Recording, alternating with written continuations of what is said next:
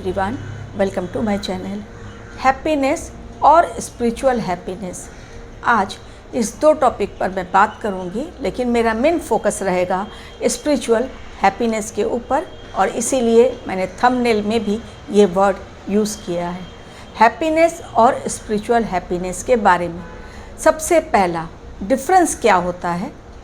Happiness अलग अलग लोगों के अपने अपने परसेप्शन होते हैं।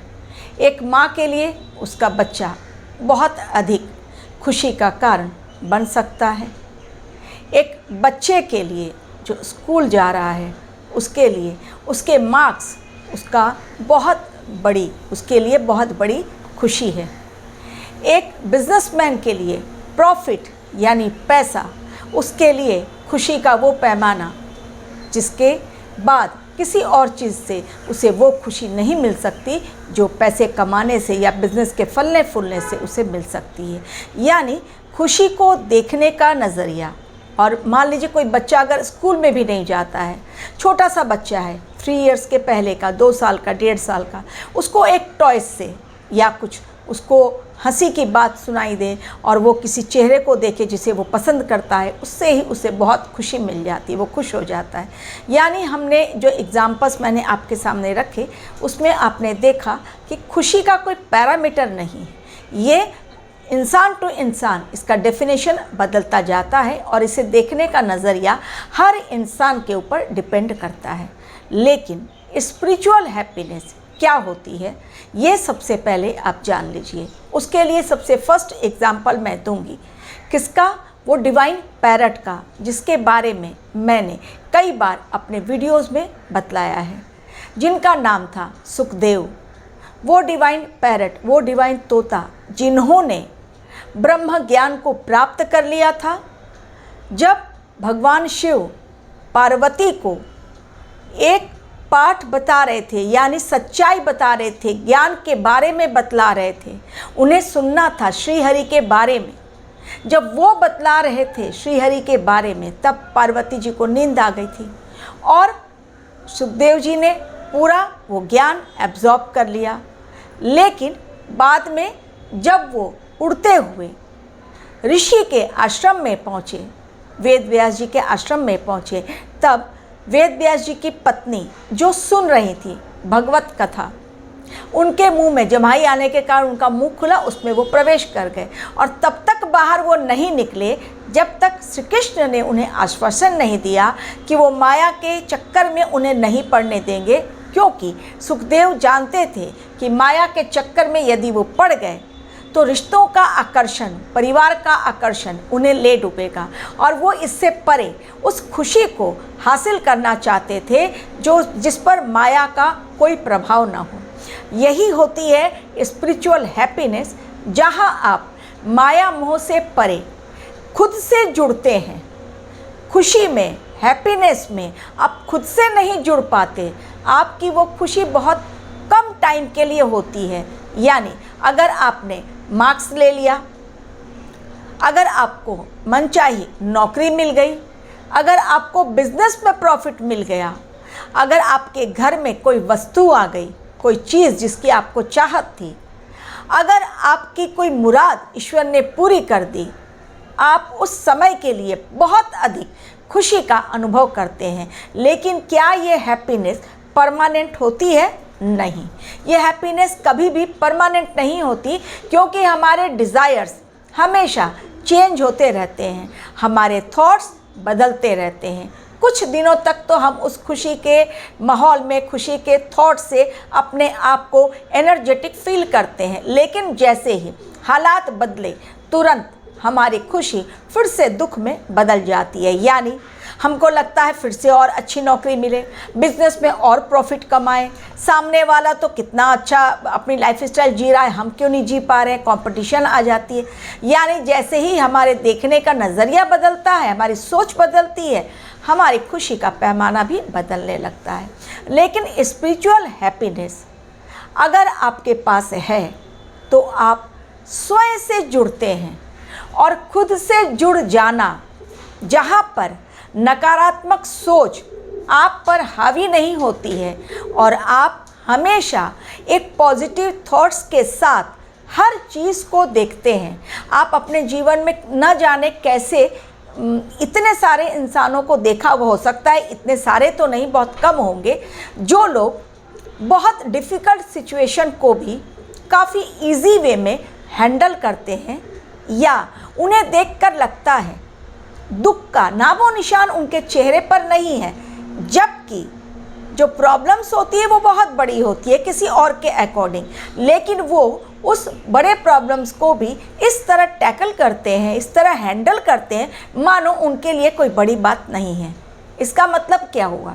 वो इंसान खुद से जुड़ा हुआ है, प्लस उसके ऊपर ईश्वरीय ताकत का भी असर है, एंड थर्ड, उसने अपनी सोच को अपने कंट्रोल में रखा हुआ है।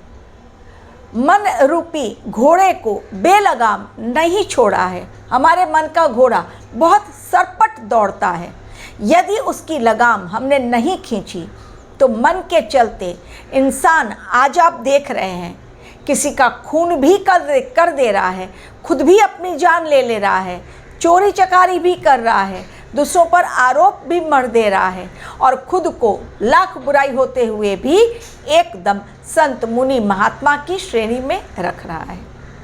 रिसेंटली आपने एमसीडी के चुनाव में रात भर चले एमसीडी के दफ्तर में आप और बीजेपी के बीच लड़ाई को देखिए। क्या वो जनता के लिए है? जो विधायक आते हैं, जो पार्षद आते हैं चुनकर जनता की भलाई के लिए, क्या वो कर रहे हैं? नहीं। यानी उनको यदि सीट मिल गई, वो पावर में आ गए, वो उनके लिए बहुत खुशी की बात है, चाहे किसी को उनके बोतल फेंकने से चोट लगे या कुछ। तो कहने का अर्थ ये है कि कृष्ण कल्कि, यानी यदि आप कृष्ण भगवान को मानते हैं या राम जी को मानते हैं या कृष्ण के एडवांस स्वरूप यानी कल्कि अवतार को मानते हैं, जो साक्षात विष्णु भगवान ही हैं, उनसे जुड़ने के पश्चात आपके अंदर वो स्पिरिचुअल हैप्पीनेस आ जाती है जिसका आप पैसों से कोई मोल नहीं लगा सकते, जिसे कोई नहीं छीन सकता। आज के युग में आपने भागवत कथा भी बहुत सारे मंच पर सुनी होगी, टीवी पर महाभारत का आपने देखा एपिसोड, रामायण का एपिसोड देखा, लेकिन उसमें क्या आपको वो खुशी मिली जो खुशी आपको खुद, यदि आप रामायण देखते या महाभारत देखते, जो कि पॉसिबल नहीं है, तो मिलती? नहीं, क्योंकि एडिटिंग करके उसमें साउंड भर के ज़बरदस्ती के उसमें अनचाहे दृश्य लाकर, रोना धोना मचाकर या जानबूझकर खुशी क्रिएट करके, यानी हर चीज़ नकली। तो ऐसी चीज़ें और ऐसी बातों की तरफ ही आज दुनिया ज़्यादा आकर्षित हो रही है, क्योंकि जहाँ शो ऑफ बिजनेस, वहीं आज की दुनिया जाती है। आपको लोग चारों तरफ, जिसे आप खुशी समझ रहे हैं, वास्तव में आपको ऐसी सोच दे डालते हैं। आप जिन चीज़ों को देखते हैं खुशी के लिए, वास्तव में कुछ समय के पश्चात वही आपके लिए दुख का कारण बन जाती है। यानी आपके आसपास के चारों ओर ऐसा माहौल रहता है जो आपको हैप्पीनेस कुछ समय के लिए देती है, बाद में आप उसके द्वारा अपने माइंड के अंदर ऐसे थॉट्स क्रिएट करते हैं जो आपके लिए पेनफुल साबित होती है। तो स्पिरिचुअल हैप्पीनेस वो हैप्पीनेस जो आपको इस दुनिया में आने के मकसद से आपका जुड़ाव कराती है। पहली बात, इसके लिए ज़रूरी नहीं कि आप साधना करें सारे काम काज छोड़कर, बिल्कुल नहीं। क्या योग साधना या मेडिटेशन से घंटों बैठकर, क्या आज के युग में ये पॉसिबल है कि आप घंटों साधना करें, बाकी काम आपके कौन करेगा? बिल्कुल नहीं।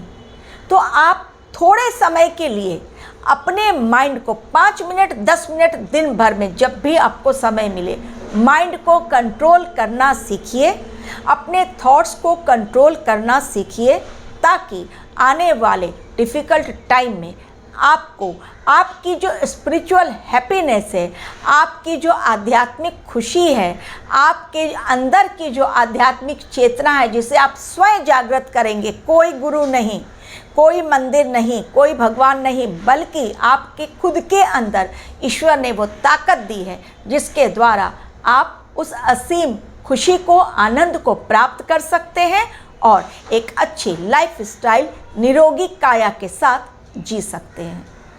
तो आजकल के जो एकदम मॉडर्न टेक्नोलॉजी के साथ वीडियोस बन रहे हैं, नए नए एडिटिंग के साथ भगवत गीता का पाठ भी हो रहा है, लोग बहुत ज़्यादा मंच पर चढ़कर वाहवाही लूट रहे हैं, कहीं मज़ा नहीं है इसमें। बल्कि आप अपने आप से जुड़िए और उस खुशी को प्राप्त कीजिए जिसके द्वारा आपको पता चलेगा कि वास्तव में खुशी या दुख जिसे हम कहते हैं वो कुछ और नहीं बल्कि हमारी सोच है, और सोच पर जो जितना जल्दी कार्य कर ले वो उतना ही जल्दी कृष्ण कल्कि के साथ जुड़ जाएगा। Thank you very much for watching my video.